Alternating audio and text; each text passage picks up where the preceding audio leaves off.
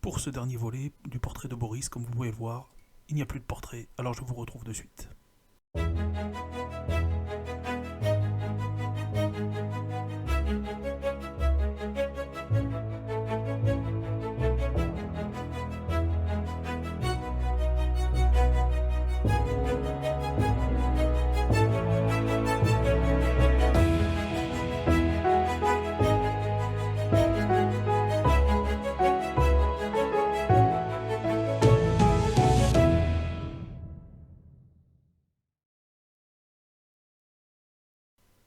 Bonjour à tous et bienvenue.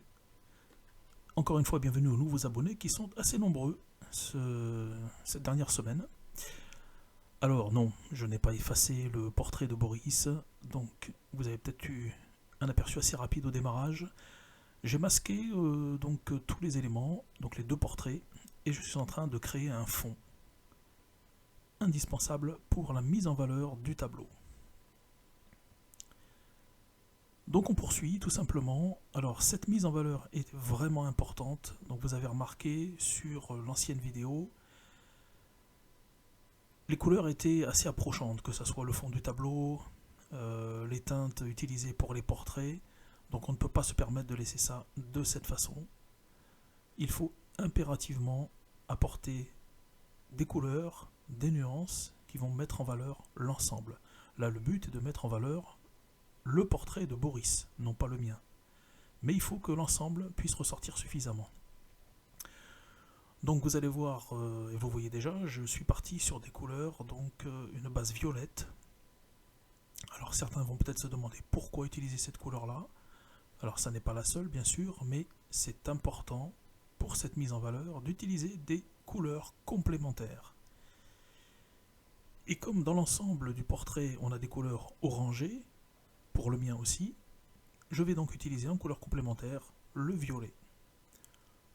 Donc pour ceux que ça intéresse, je vous invite à regarder sur les gammes chromatiques, les cercles chromatiques qui permettent d'obtenir donc les couleurs complémentaires qui sont assez souvent indispensables.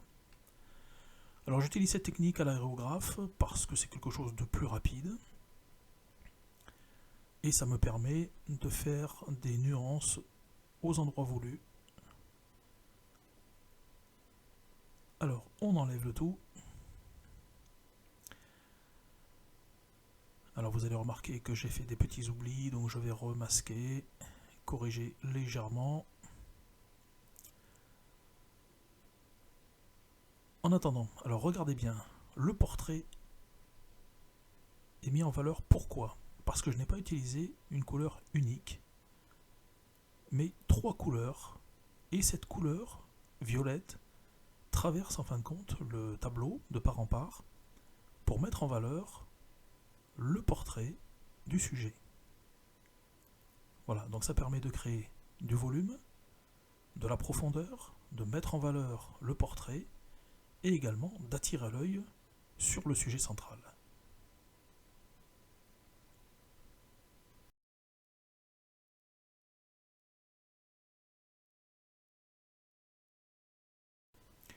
Il faut maintenant finaliser, donc vous voyez que je suis censé tenir un pinceau pour pouvoir mettre ma signature sur le tableau.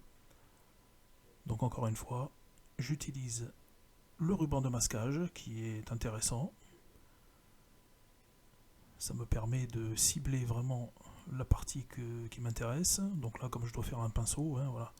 J'aurais pu le tracer, ça aurait été aussi une possibilité. Mais je préfère utiliser cette technique. Donc en 3-4 secondes, voilà. On a le manche du pinceau, il reste juste les poils à faire, la couleur du pinceau, au bout du pinceau, pardon, et la signature.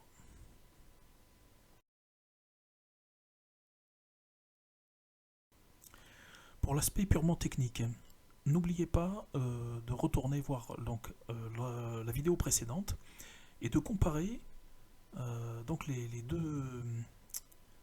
ces deux épisodes en fin de compte. Le portrait qui n'a pas encore le fond et ce portrait sur lequel je viens de rajouter le fond.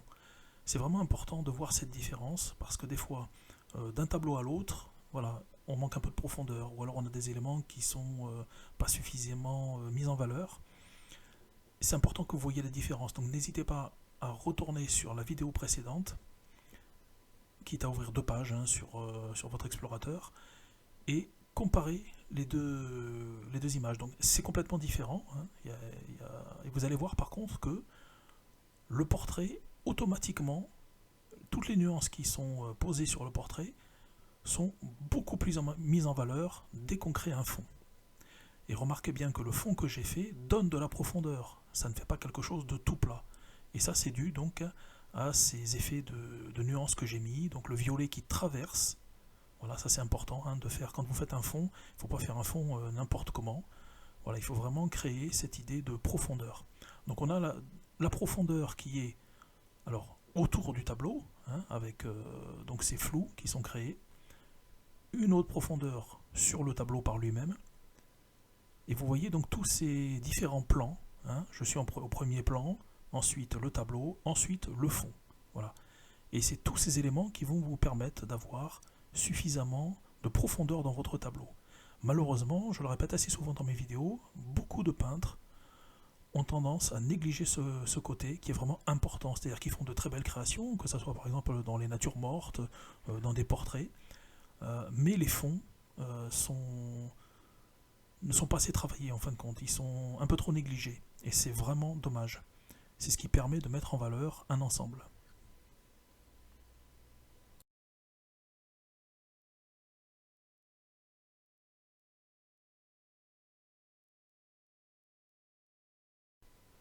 Il est temps maintenant de fignoler, donc on fait quelques petits raccords donc sur les contours. Ne pas oublier de rajouter des points de lumière. Voilà, c'est des petits détails. Vous avez vu que j'ai rajouté les plumes sur la coiffe du portrait. Donc je vais le retravailler un petit peu. Voilà, il faut que ça soit mis un peu plus en valeur. Ça peut rester comme ça, puisque ça donne un effet de lumière qui arrive à cet endroit-là. Et ensuite, voilà, on vérifie bien les contours. Il faut que ça soit légèrement diffus par endroit, mais il ne faut pas oublier ces points de lumière, ce que je suis en train de rajouter. Donc je retravaille un petit peu l'ensemble. Là, c'est vraiment du détail, mais ces points de lumière sont vraiment importants au final. On travaille généralement avec un blanc pur, alors blanc de titane,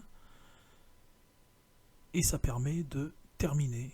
Ces points de lumière vont permettre d'accrocher l'œil. C'est-à-dire que vous allez passer devant un tableau et vous allez voir ces points de lumière et votre œil automatiquement va être saisi par ces lumières. Donc le petit plumet là que je suis en train de refaire également, voilà, je rajoute encore une fois ces points de lumière blancs. Donc là je retravaille les plumes parce que c'est important que l'œil soit attiré à cet emplacement. Et automatiquement, donc le fait d'avoir fait ces points de lumière tout à la fin, rehausser un peu toutes ces couleurs. Voilà, je suis en train de retravailler également donc des points de lumière sur ma casquette. Donc je ne le fais pas sur le portrait parce que je ne veux pas que l'œil soit attiré donc sur le portrait en premier plan, mais bien sur celui que je suis en train de faire sur ce tableau. Voilà, beaucoup de points de détail, donc n'hésitez pas à revenir en arrière sur mon explication, mais c'est vraiment des petits points qui sont essentiels. Quand votre tableau est a priori terminé, n'oubliez pas de vérifier tous ces points-là, rajoutez des points de lumière. Pourquoi? Parce que quand vous avez peint votre tableau, ça demande du temps, et ces points de lumière, automatiquement, s'estompent un petit peu. Ou alors vous n'utilisez peut-être pas un blanc pur, c'est ce que j'ai fait moi effectivement, et donc ça a tendance à ternir légèrement. Voilà, donc là j'utilise vraiment un blanc pur, ce qui permet de finaliser le tableau. Alors je vous laisse profiter donc du détail de ce portrait. Le tableau est maintenant terminé, il me restera juste à le vernir. Merci encore de me suivre. Donc j'espère que cette petite série sur les portraits vous aura apporté assez de techniques et de petits détails importants, comme je viens de le faire là sur cette vidéo. Voilà. Et si vous travaillez de cette façon, vous allez pouvoir faire des portraits vraiment de très bonne qualité. Je vous remercie, je vous dis à très bientôt pour une prochaine vidéo.